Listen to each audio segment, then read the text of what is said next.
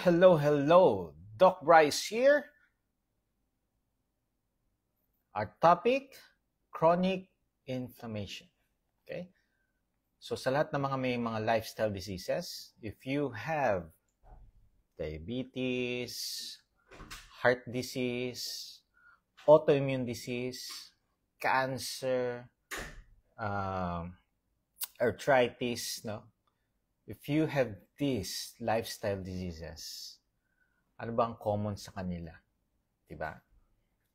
These are lifestyle diseases with inflammation, chronic inflammation.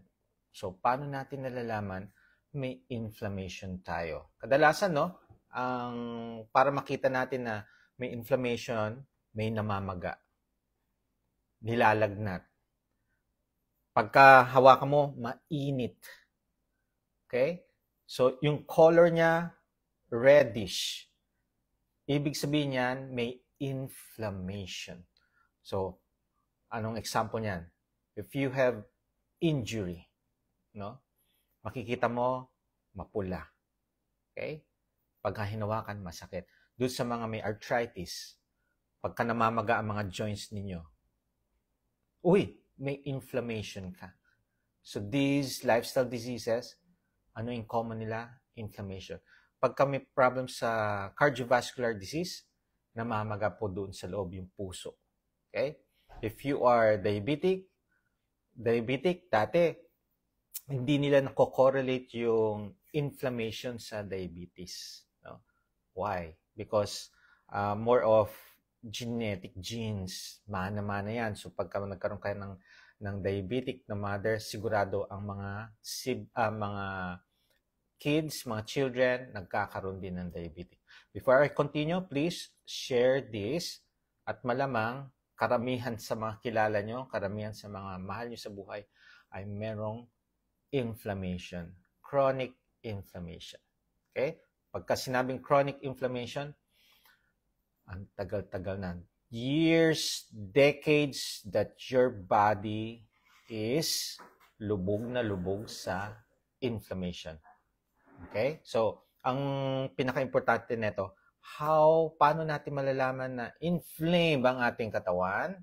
Do laboratories, baseline. Hindi yung hinuhulaan na lang natin, ikaw, inflamed ang iyong katawan. Di ba? So, kadalasan, no, ang pinapagawa natin CBC. Sa CBC, makikita nyo na yung if merong inflammation, like yung WBC, if mataas, mga neutrophils, no?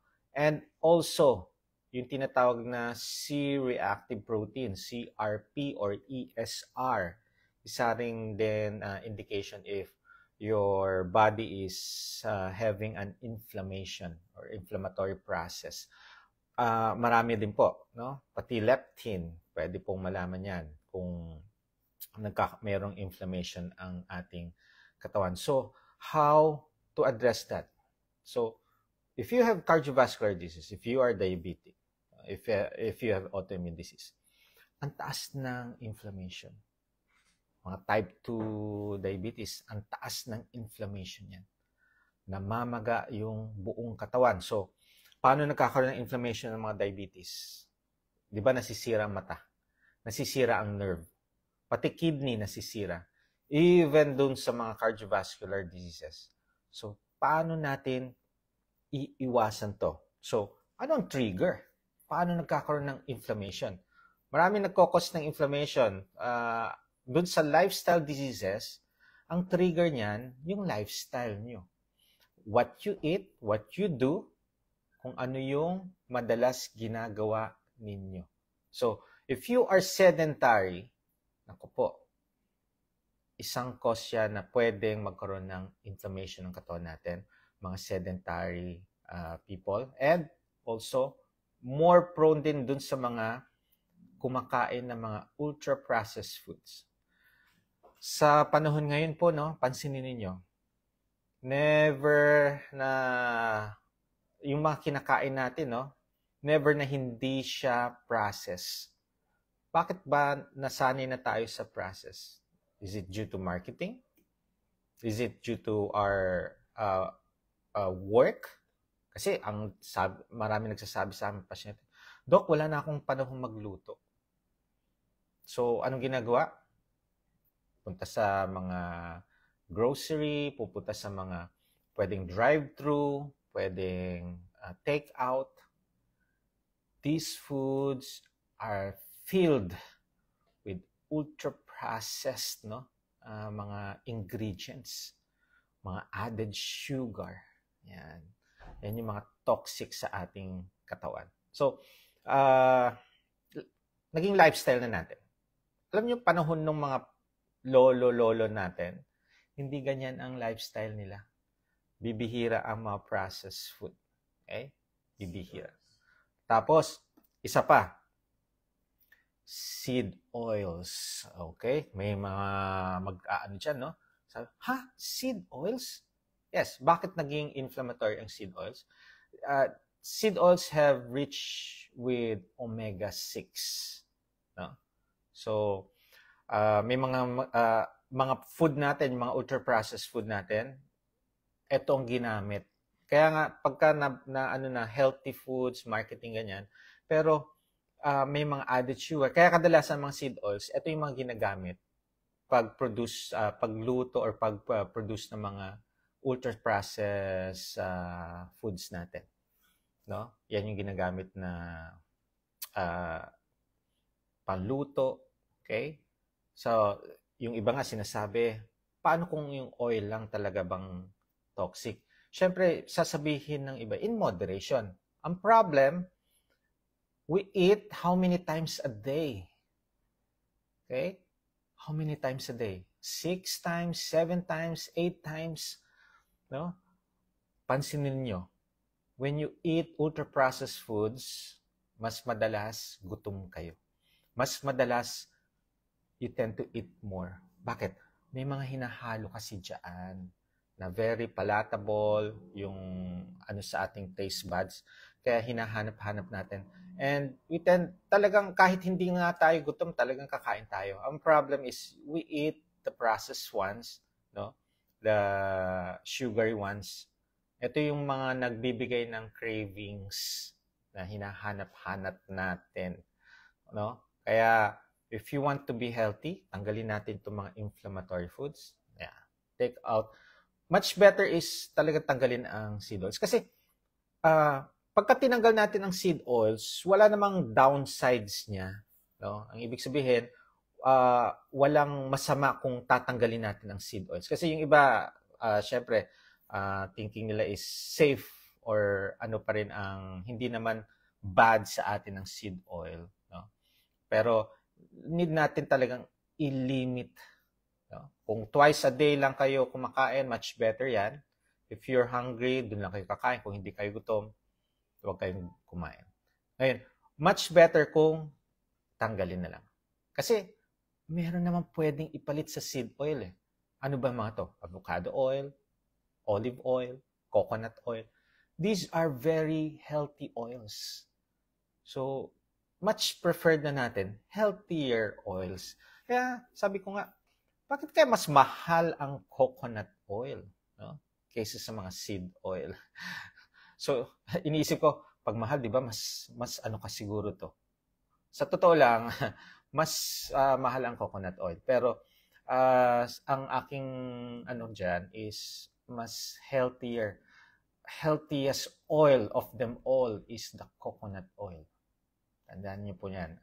Okay? So, preferred natin is more of coconut oil or olive oil or the avocado oil. Okay? And ano pa yung mga nagtitrigger din ng inflammation? Chronic stress. Okay? So, ano ba nagkakos ng chronic stress? Pwede yung trabaho natin. Work-related. Pwedeng stress sa bahay. Dati alam ko mga stress nun, mga mother. Alam niyo bakit? Sila lang ang nasa bahay. Ang nagtatrabaho noon, puro tatay, father. So, ang mga mother nag-stay sa bahay, take care of the kids, take care of the house, lahat. So, nai-stress din sila noon. Okay? Kung ang mga father na-stress sa work, mga mother na stress ngayon sa bahay. Pero sa ngayon, yung lifestyle ngayon, both mother and father work sa labas na. Wala nang naano sa bahay. Kung meron man maiiwan, yung tagabantay na lang sa mga anak nila. Kapag malalaki ng mga anak, walang bantay. Okay? So, stress-related, ano pa yung mga kasama sa stress? Nasa traffic, late ka na, may stress ka dyan. Okay? Pagka tinitiis mo ang fasting, may stress din ang katawan natin. And, itong pinaka-importante pa natin na pwede mag-cause ng inflammation sa atin, chronic inflammation, poor sleep. Naku. Napakadami, maraming may problem nito. Poor sleep. Alam mo, number 1 na yung i-resolve? Turn off all your gadgets, cell phones, TV. Turn it off. Pag gusto niyo yung matulog ng maaga, makatulog na maayos, mga gadgets, yan yung unang-unang ina-advise ko. Natatawa nga yung mga pasyente ko pagka yan ina-advise ko. Kasi parang nabasa agad ako ni Doc. Because they often watch, alam niyo yung relaxation daw. They watch movies, watch Netflix, watch HBO, or others is playing games, computer games.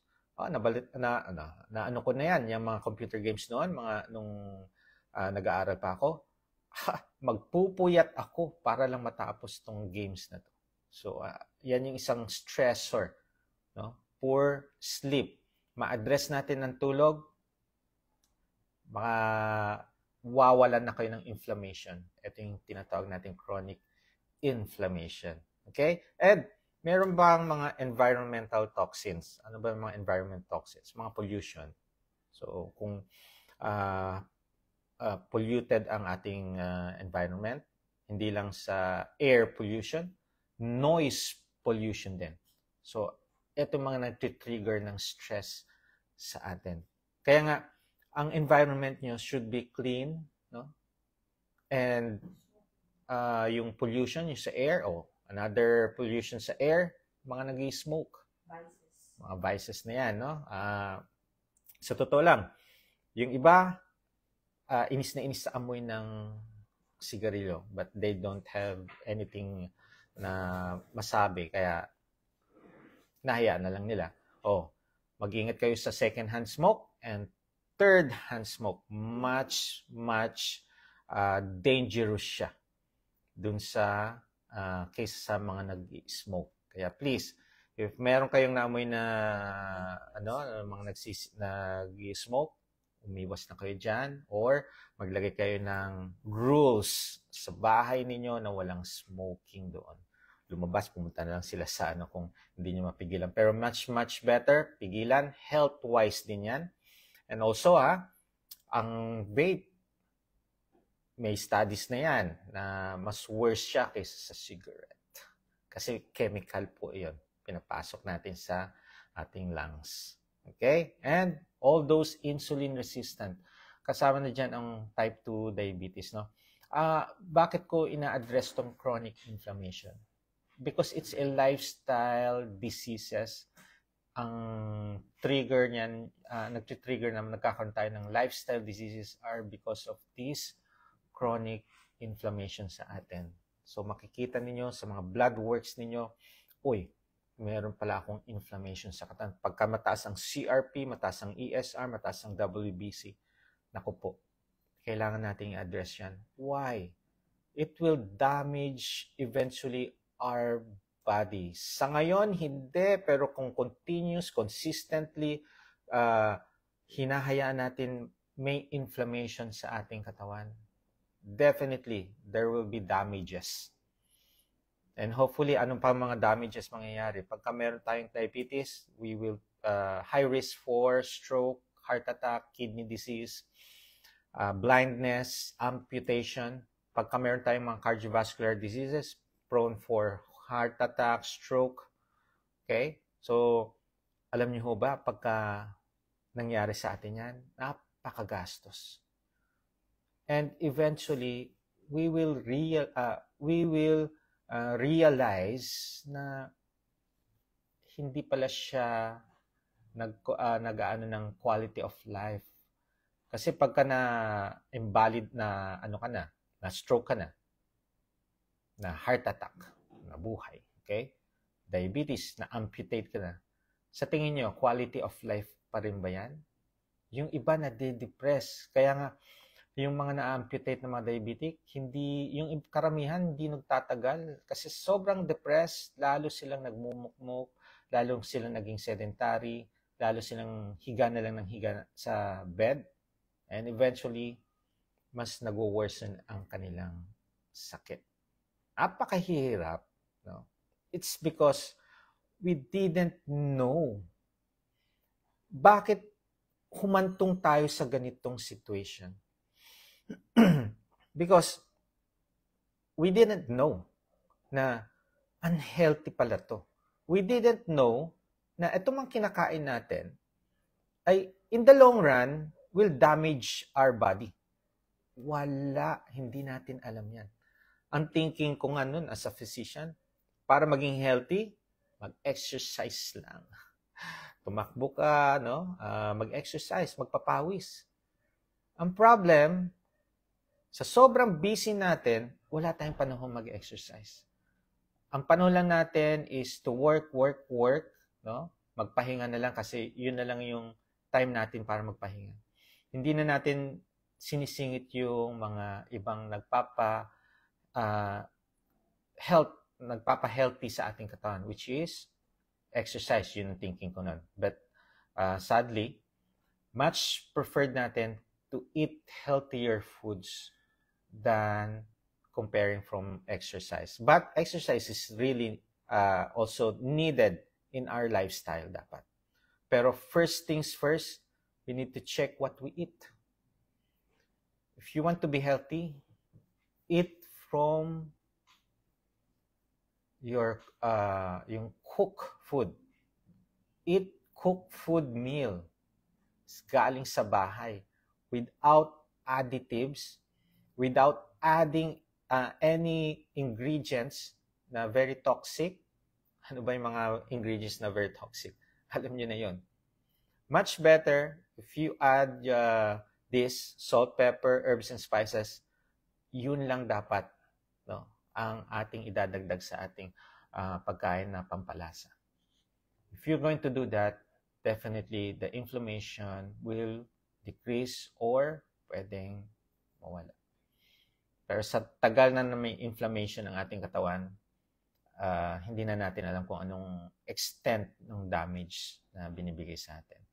Kaya ngayon, wala po tayong nararamdaman. Pero if you're not going to stop what you're doing, if you're doing unhealthy lifestyle, unhealthy choices of foods, then being sedentary, tapos yung iba naman yung poor sleep, pag tuloy-tuloy pa rin ninyong gagawin yan, definitely nagkakaroon ng negative impact sa ating health.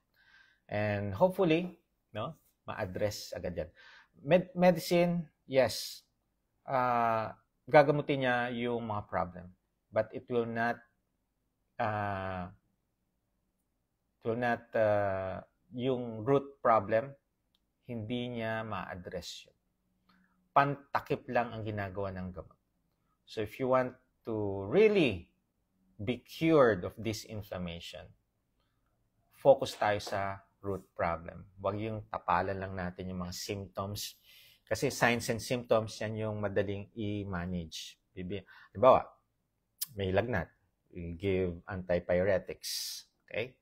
So, pagka may mga symptoms, may mga signs, madali nating i-manage. Alam ko paano i-manage yan with medication. But, ang pinaka-importante nating gagawin is to handle the root problem.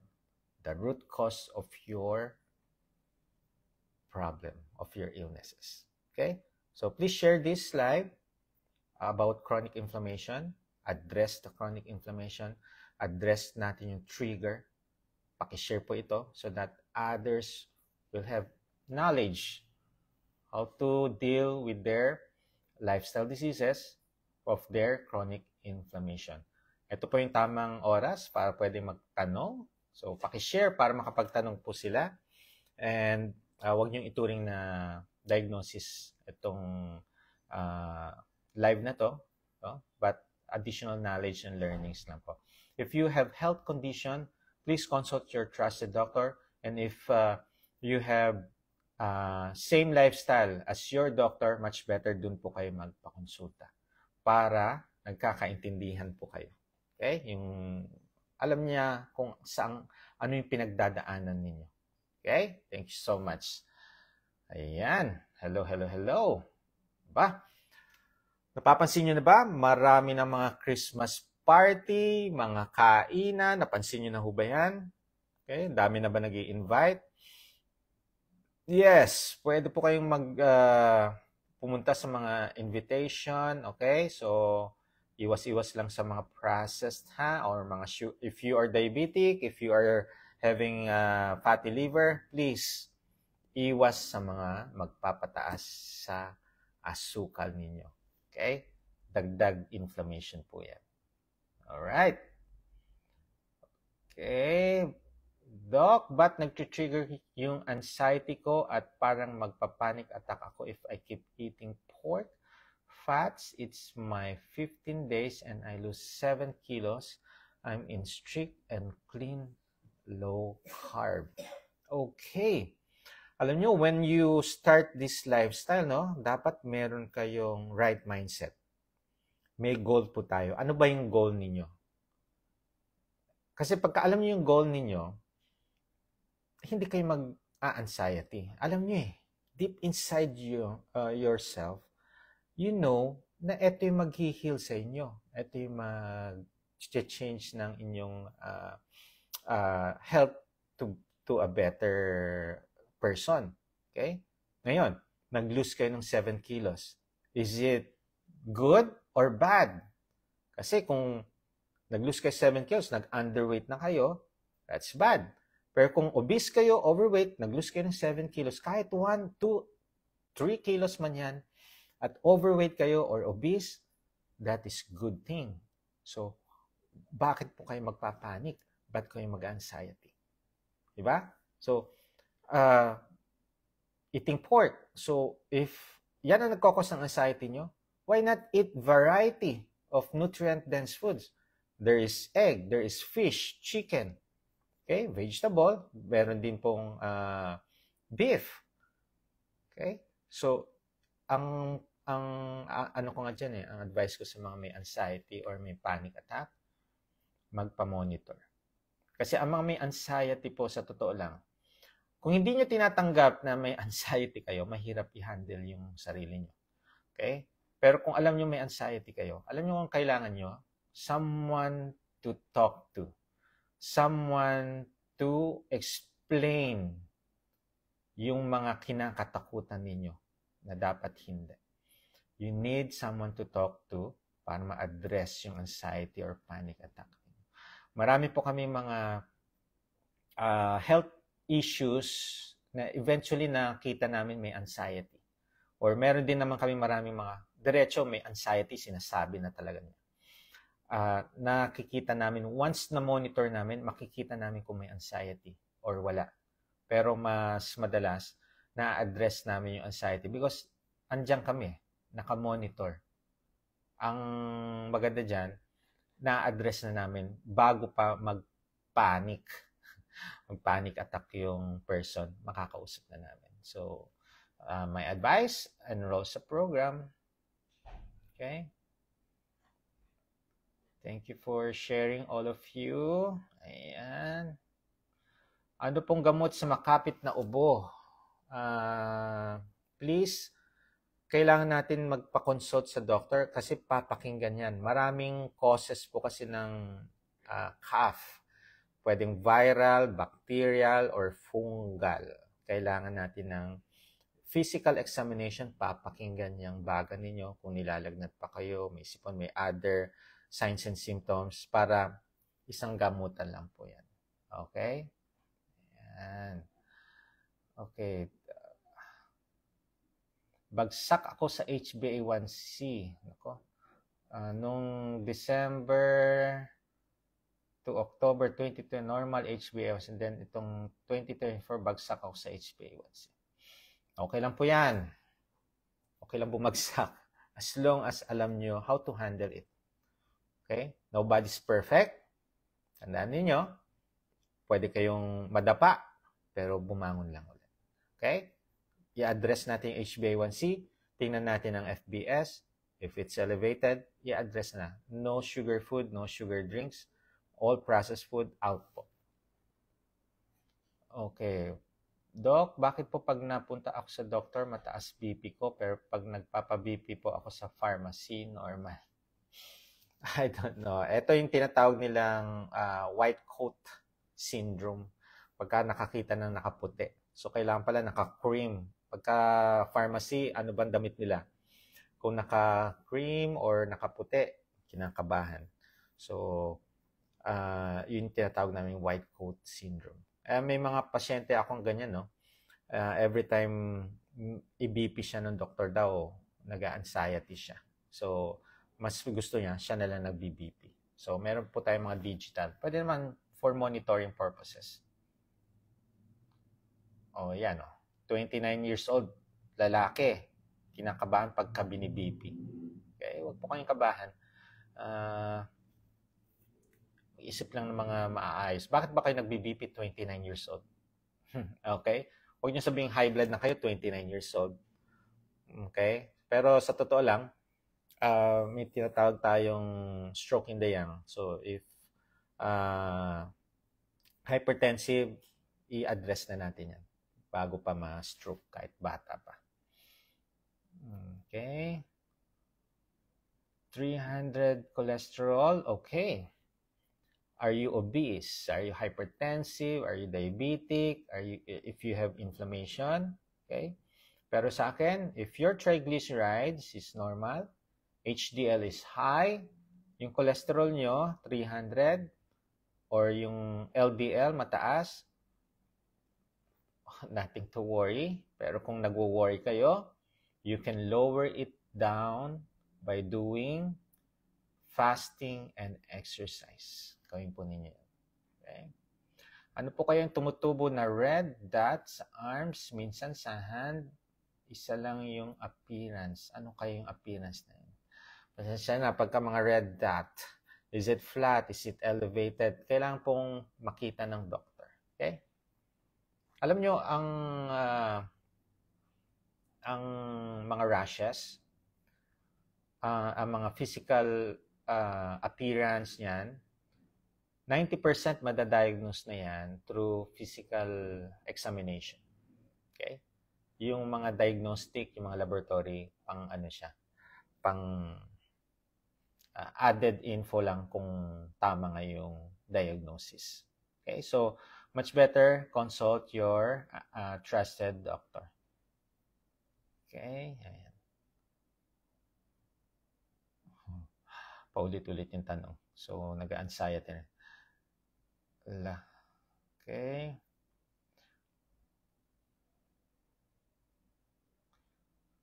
Ketoacidosis survivor po ako, Doc. Yung wheat bread po ba, bawal na din?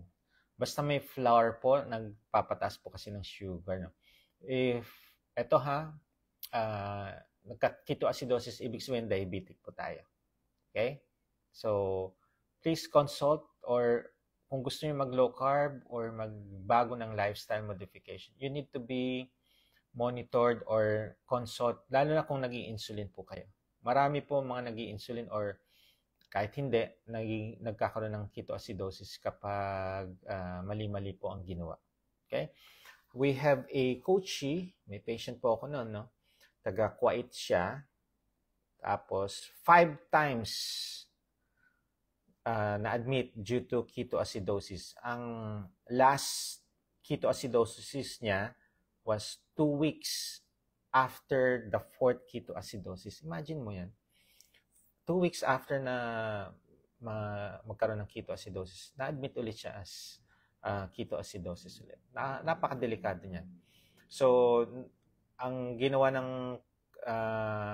employer niya, pinauwi sa Pinas, sabi magpagamot, magpagaling, okay?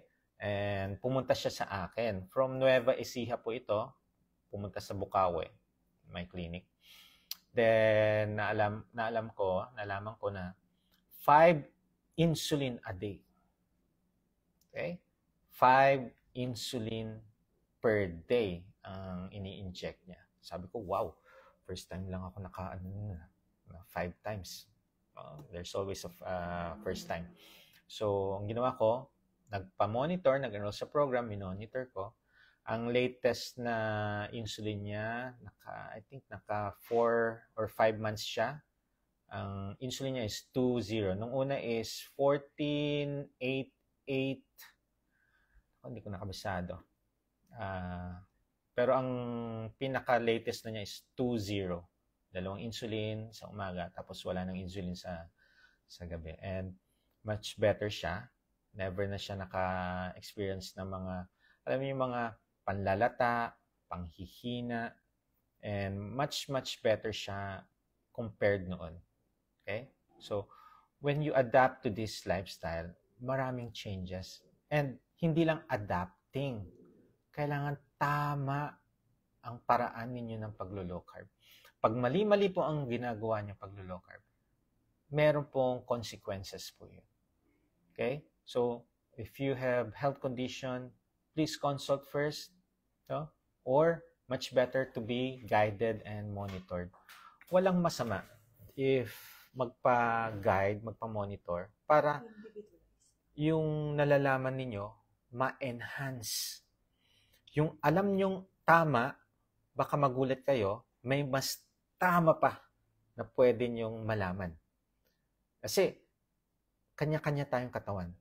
Individualized approach ang ating gagawin.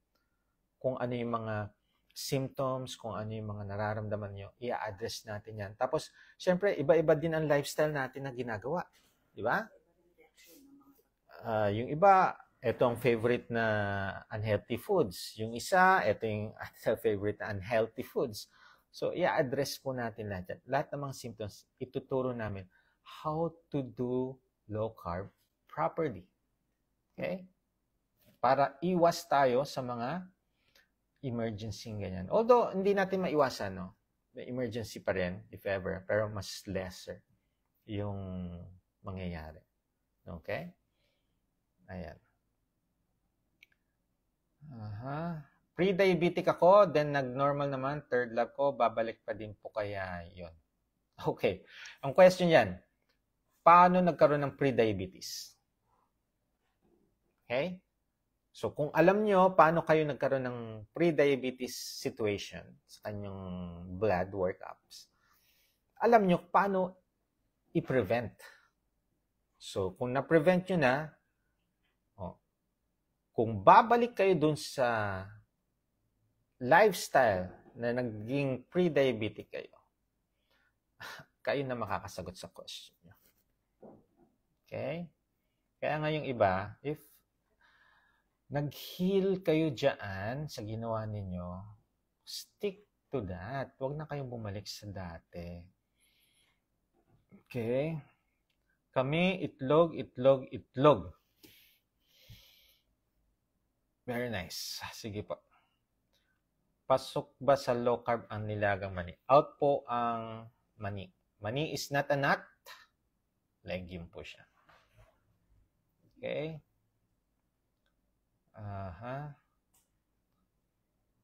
Ayan. Doc, is it safe to start low carb with no thyroid? Total thyroidectomy. Okay. Yes, may mga patient, may mga minonitor na po kami na total thyroidectomy, or may yung iba, mga hypothyroidism, hyperthyroidism. Actually, gumaganda yung kanilang TSH, T3, T4, okay? Pero yung total thyroidectomy, meron na itong iniinom na medication. So, okay lang po mag-low carb. Pero much better, baka may mga iba pa kayong mga underlying problem. Okay? So, consult, baseline lab, then much better i-address natin. Okay? Ayan.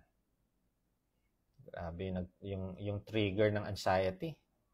Halos 20 na yata sinend niya eh. Oh, umiinom po ako ng trimetazidine, isa sa umaga sa type 2 diabetic po ako. Pwede po ba ako mag-IF ng 16-8? Ako. Okay, if you have maintenance mo po sa diabetes, no? Mas better is magpa-consult, tingnan ko yung mga meds nyo. Kasi kung may mga meds ang diabetes na kailangan may meal. Okay? So, mahirap mag-fasting kung meron pa tayong mga meds. Okay? Basta mahalaga dyan, no? Eat whenever you're hungry. Tapos, kung diabetic, need natin monitoring. Okay? Kasi yung iba, nagtatanggal agad ng mga medication, no? Delikado po yan. Pwede pong, kasi pagka hinayaan nating mataas palagi ang sugar natin, may damage siyang ginagawa. Minute damage, konti-konti, pero everyday, pagka may damage, no? Yan yung i-prevent dapat natin. So, we need to normalize your sugar as soon as possible. Okay? Okay, yung mga lean mass hyperresponders, yes, totoo po yan.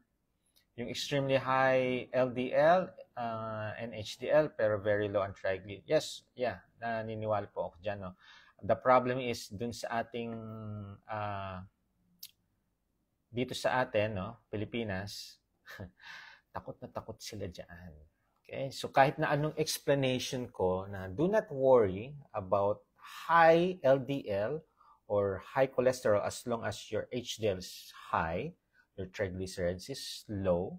Nothing to worry as long as you are normal weight, no hypertension, walang mga ibang inflammatory processes like wala kayong diabetes, no? Controlled ang sugar ninyo. Lahat yan, titingnan. And very active kayo. Pagka very active kayo, yan yung kadalasan ang mga lean mass hyperresponders. Ito yung mga very active. Magaganda ang physique. Kaya minsan na-deny sa mga insurance dahil, yung taas ng cholesterol. Pero ito ito yung physique nila na napakaganda. Yung, alam mo yung parang si malakas at si maganda yung katawan. Okay? Yun ang problem sa natin, society ngayon. Talagang takot na takot sila sa cholesterol. Okay? Ayan.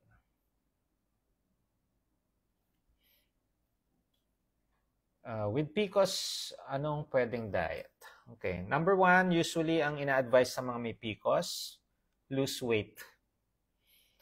We have many patients na PCOS, amazed ang mga OB nila. Bakit? Nawala ang PCOS. Nawala yung ovarian cyst. Okay? By changing their way of eating. Okay? Tinanggal ang mga processed food, tinanggal ang mga sugary food, sugar drink, nag-lose weight yung pasyente, nawala ang ovarian cyst. Yes. Tapos, yung iba naman, nagulat, 12 years na walang supling, nag-conceive after doing low carb. Okay? Ayan. Okay, thank you sa mga nagtatag. Thank you po.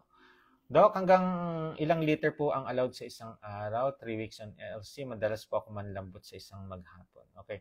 We need to know the weight, no? Timbang para ma-compute. Then, ang mahalaga dito is if you feel weak, nanlalambot, sip electrolytes. Huwag plain water lang. You need to do sip electrolytes because once na nag-start po tayo ng low carb, our electrolytes depletes. Nilalabas ng katawan natin ang electrolytes. So, kaya nga pagka nag-start tayo ng low carb, ina-advise ko na uminom ng electrolytes. Pansamantala, spread it throughout the day. Tapos pagka nag-adapt na tayo sa low carb, eventually during workout na lang ang electrolytes. And kailangan natin ma-kompleto yung fluid natin, no? Pagka sobra-sobra sa tubig, nakaka-dehydrate po ito, ha?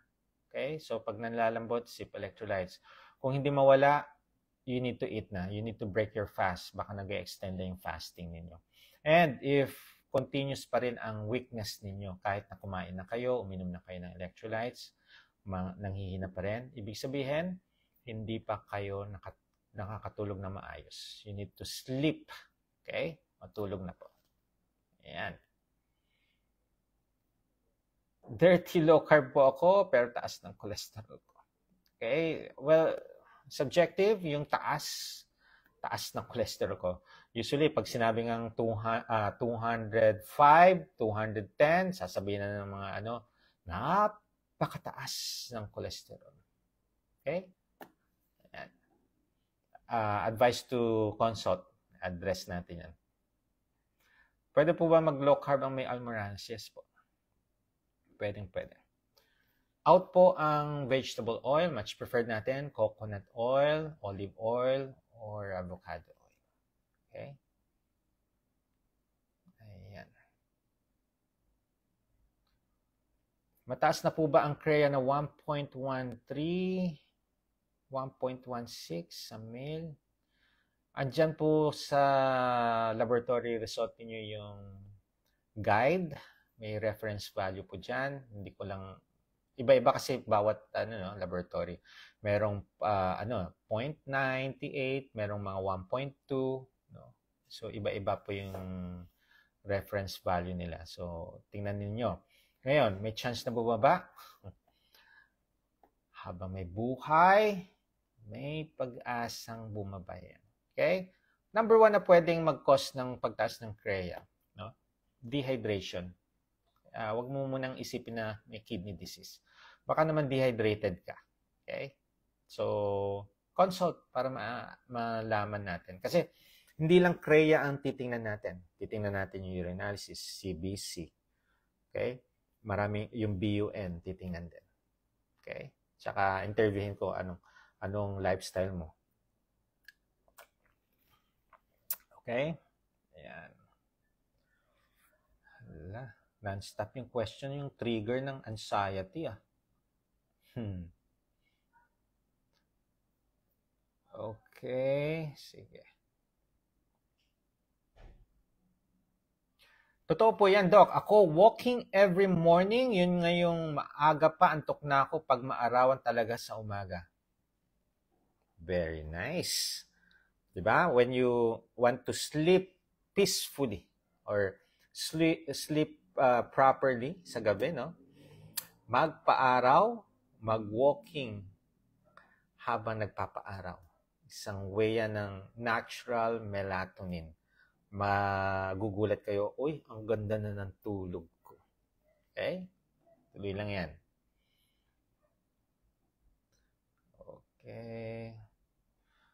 Okay. Doc, bakit po every morning 150/100 ang BP ko? Iniinom ko naman po sa oras yung gamot ko po.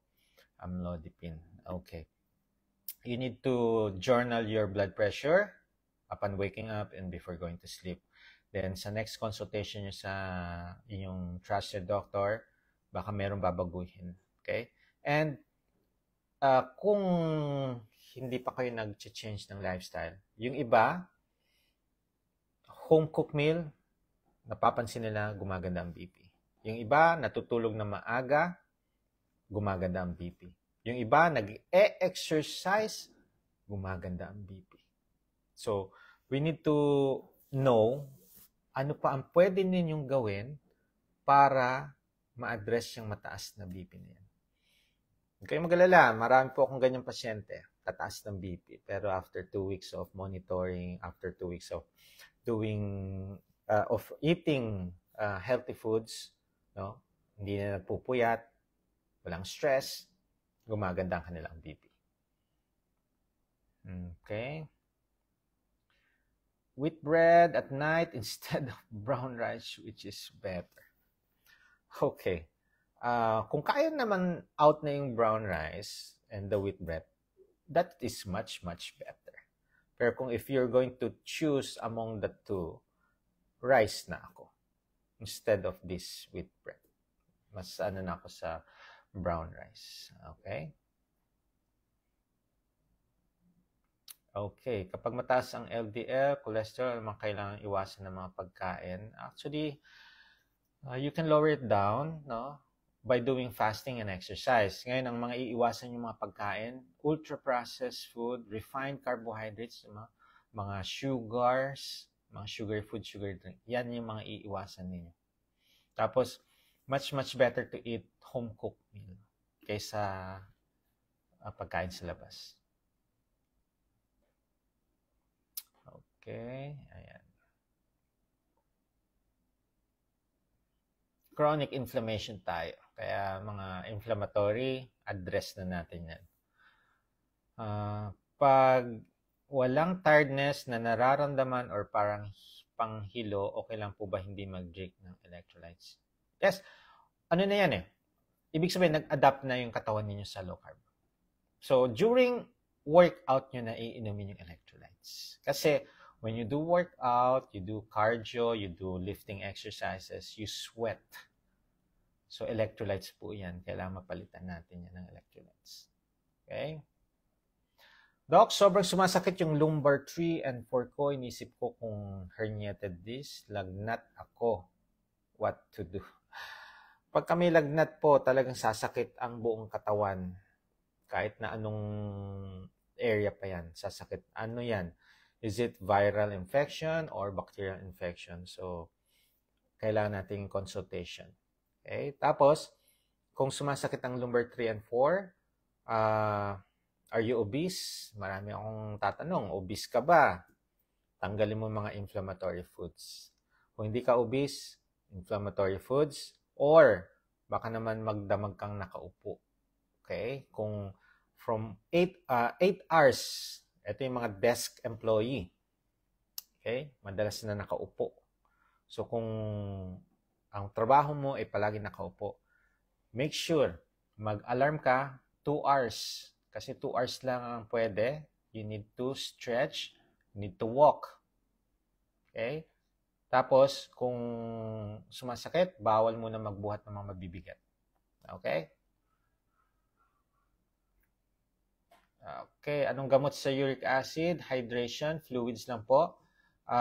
Kung mataas lang ang uric acid, walang pain, fluids. Tapos, kung masakit siya, tapos mataas ang uric acid, need natin ng medication. Okay? Ayun, di na siya nakakalakad, sobrang magantuhod. So, consult po, kasi kailangan ng prescription yan. Kahit banggitin ko yung gamot, hindi rin kayo bibigyan ng gamot. Okay? We need, you need consultation para magkaroon ng prescription. Okay. Acute Hepa B, carrier na daw po ako. Ano po gagawin? Nako.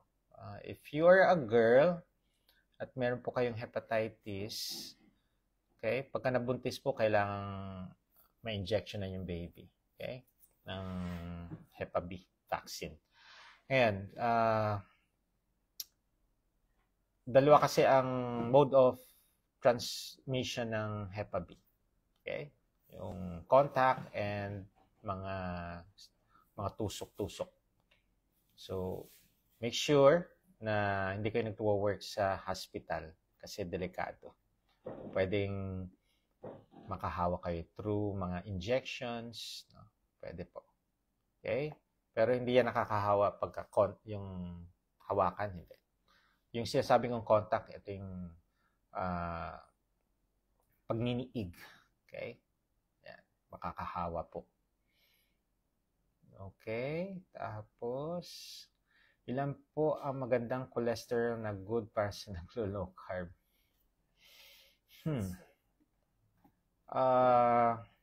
Kasi meron tayong tinatawag na hyper-responder. Talagang tatas ng cholesterol. Pero ang ganda ng triglycerides, mataas ang HDL, maganda ang BP nila, ang ganda ng physique nila, very active sila, nababurn nila itong mga kinakain nila.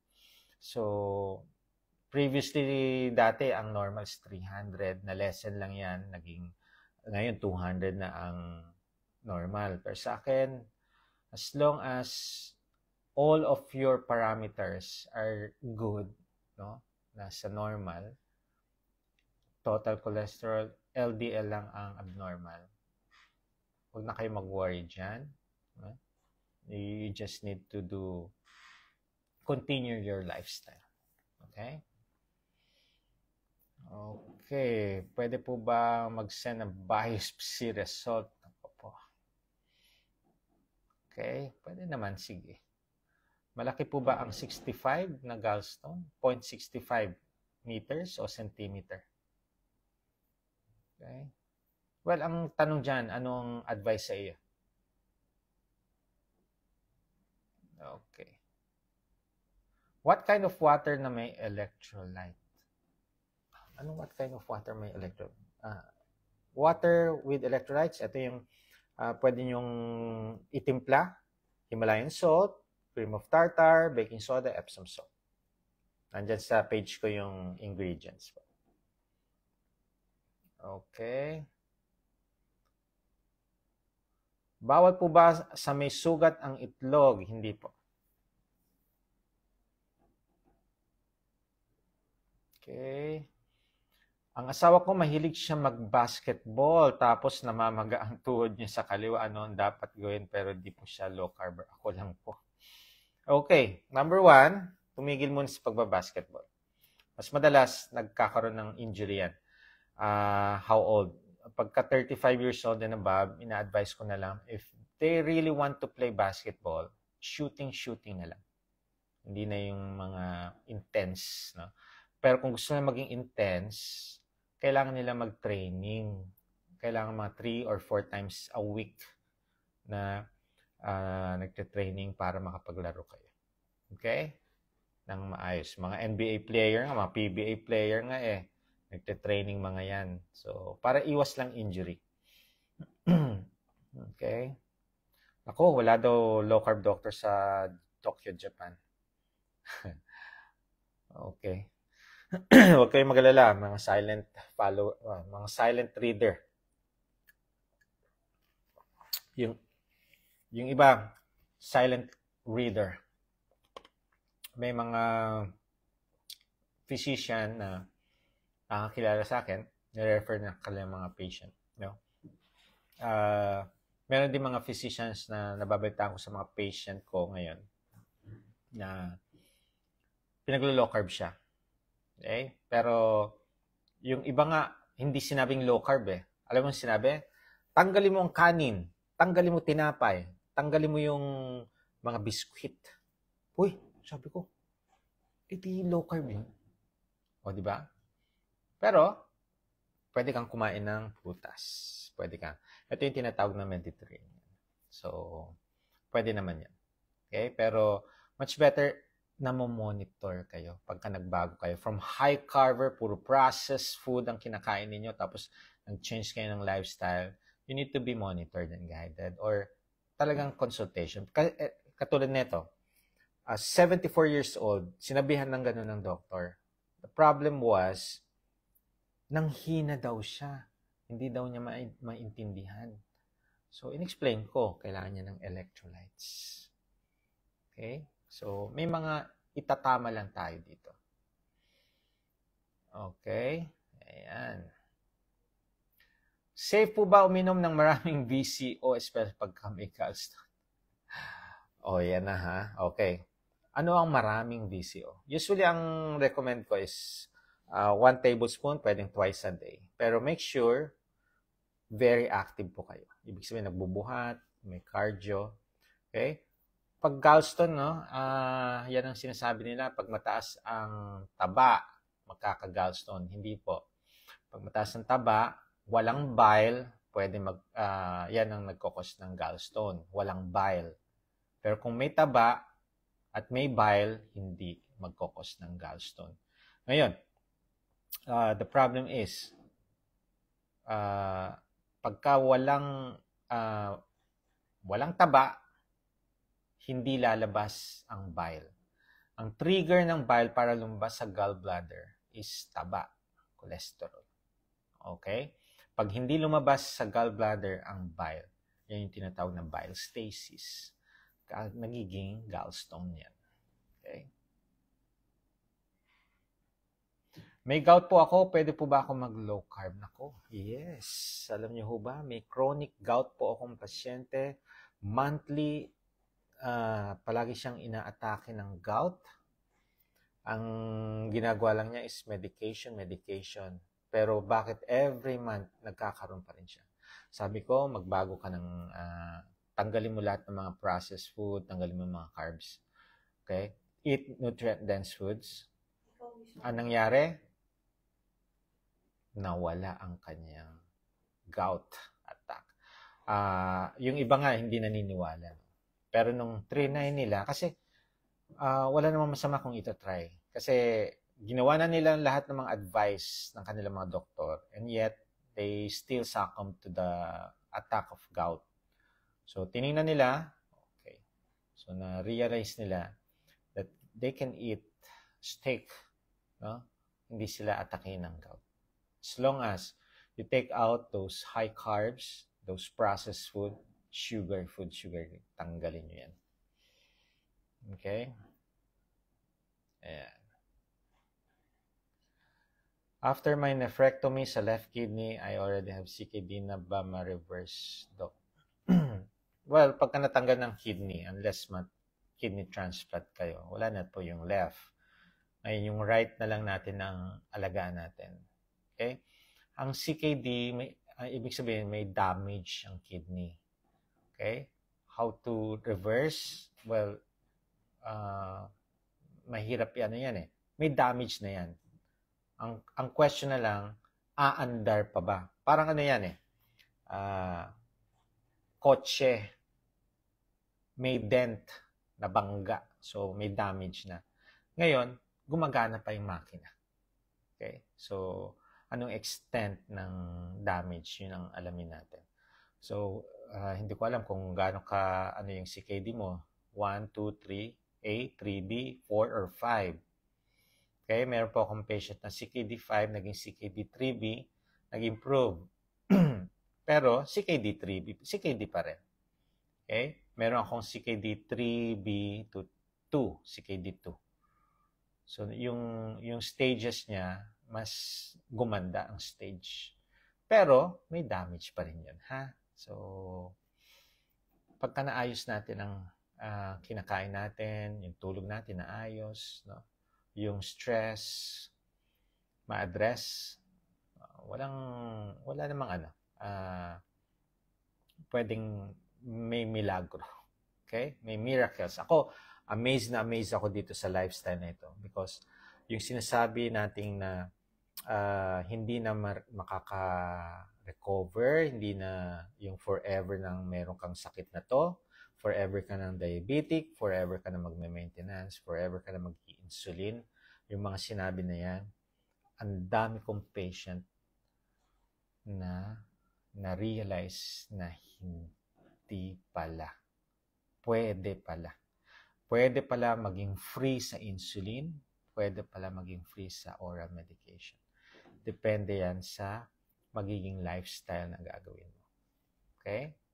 So, always remember, habang may buhay, may pag-asa pa rin tayo dyan. Okay? Pag nag-antibiotics na po at di nawawala ang plema, ano po ba dapat gawin doon? X-ray. Alam mo, pagka may chronic cough,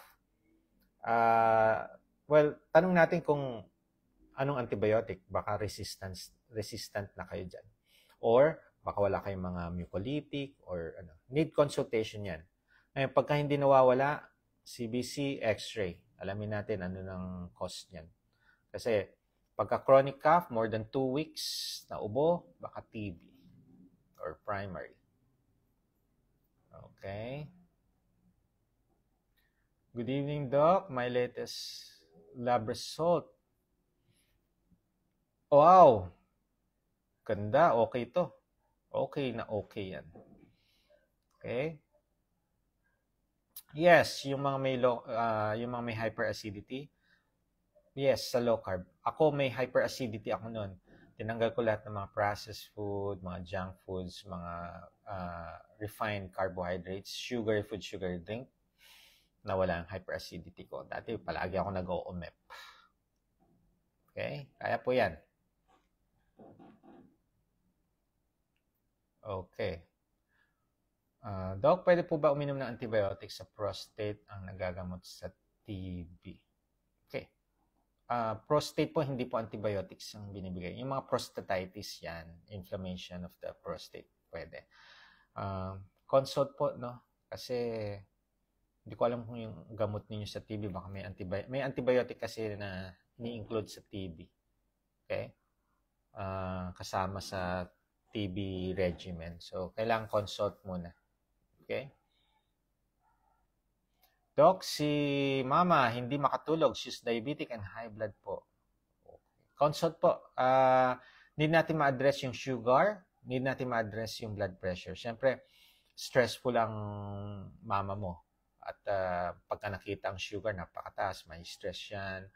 Ang blood pressure, no? Tapos, hindi makatulog na maayos talaga. Magtataas, lalong tumataas ang BP. Need natin na may nakamonitor, may nag-guide sa kanya. Okay? Para hindi mag-anxiety, hindi mag-panic. Madalas mga mother natin na nagpa-panic pagka may nararamdamang hindi maganda.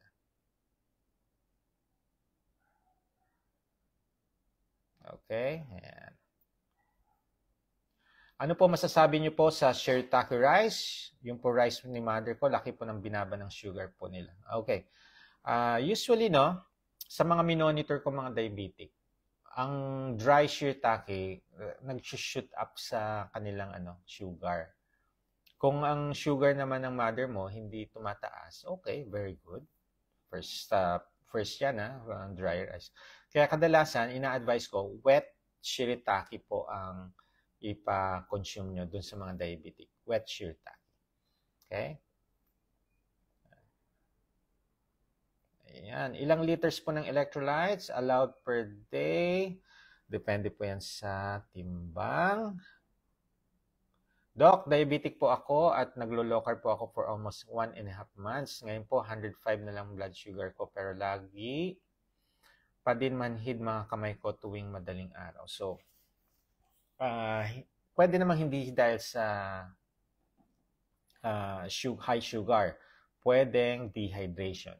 Kasi pagka nag-low carb ka nga, di-dehydrate tayo. So, pwedeng makaranas ka ng pamamanhid. So, please, sip your electrolytes. Then, consult, tingnan natin. Pwede namang yung diabetic neuropathy, hindi pa rin ma-address yan. Unti-unti. Be patient. Hindi yan sa isang buwan ma-address. Yung iba, 2, 3 months, 6 months, or 1 year. Huwag lang kayong maiinip, ha? Ang lifestyle modification, matagalan po yan. Kasi, paano tayo nakakuha ng mga sakit na to? Dahil sa matagal na unhealthy lifestyle. So, pagka binago natin ang lifestyle natin, make sure, be consistent. It will take 1 to 2 years to be the best version of yourself. Okay? Alright. Doc, ano pong test para malaman kung diabetic? FBS, HbA1c. Siyempre, isama nyo na yung bioencrea para malaman kung may damage ba ang kidney, liver enzymes. No? Isama nyo na po yun. Okay? Doc, naka-amlo po at stone former po, pero gusto ko po mag-vitamins. Ano po kaya ang safe sa stone former? Okay. Actually, ang vitamins, kung mababa ang mga vitamins or minerals ninyo, need natin ng supplement dyan. Ngayon, yung stone former, ina-address ko is fluids. Number 1. Number 2, lessen mo ang vegetable. Kasi kung oxalate sensitive ka, pwede ka mag-form ng stone. Okay? So, chronic inflammation, it will be addressed if alam nyo ang root cause, ano nag-trigger nito. So, all those ultra-processed na mga foods, okay? Ano ba mga to? Ang daming ingredients, mga trans fats, may mga added sugar sila, no? And yung mga seed oil, iwas po tayo dyan. Yung stress factors, yung poor sleeping, need natin matulog. Okay? And eto mga environmental toxicity. Then, mga insulin-resistant Kaya, if you want to manage all your lifestyle diseases, isa-isa, eat the real food, eat nutrient-dense food, sleep early, fluids, okay? Then exercise, do fasting, eat whenever you're hungry. With the right mindset, proper low-carb nutrition, with fasting and an active lifestyle, be the best version of yourself. Adapt, and you will definitely evolve. Ingat po kayo dyan. Bye!